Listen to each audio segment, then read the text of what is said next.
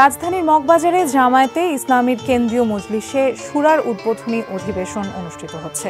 এতে উদ্বোধনী বক্তব্য রাখছেন জামায়াতের আমির ডক্টর শফিকুর রহমান। এই চ্যানেলে আপনি নতুন হয়ে থাকলে আমাদের সংবাদটি দেখতে দেখতে চ্যানেলটি সাবস্ক্রাইব করে রাখুন, যাতে করে বন্ধুরা আমাদের পরবর্তী লেটেস্ট আপডেট সংবাদগুলো সবার আগে আপনার কাছে পৌঁছে যায়। ছাত্র সমাজ এই আন্দোলন শুরু করলেও এই আন্দোলনের সকল শ্রেণী, পেশা এবং বয়সের মানুষ সম্পৃক্ত হয়ে গিয়েছিল। কোলের 1.5 মাসের শিশু থেকে শুরু করে 90 বছরের বৃদ্ধ পর্যন্ত রাস্তায় নেমে এসেছিল।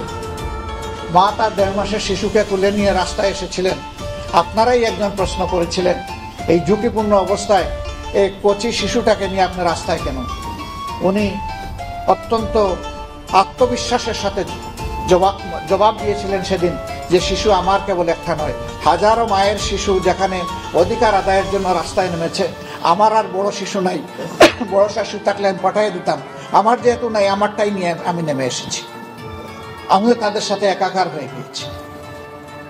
মহিলাদেরকে জিজ্ঞেস করা হয়েছে আপনি আসছেন কেন?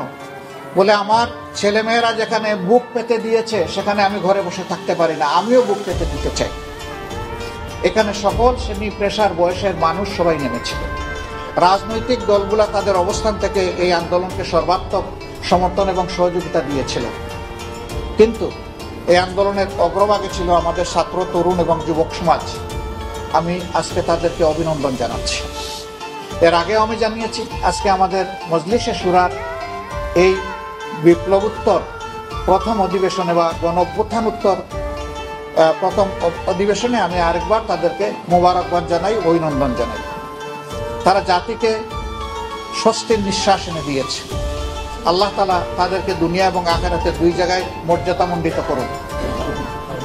এই অসাধ্য সফল করতে গিয়ে, সাধন করতে গিয়ে যারা দুনিয়া থেকে বিদায় নিয়েছে, ভুলের যাদের বুক ঝাঁঝরা করে মা থেকে আলাদা, বাবা থেকে আলাদা করে ফেলেছে চিরতরে, ভাইকে বোন থেকে নিয়ে গেছে, বোনকে ভাই থেকে নিয়ে গেছে, আমাদের যুবতী বোনদেরকে বিধবা বানিয়েছে, বাচ্চাদেরকে এতিম বানিয়েছে।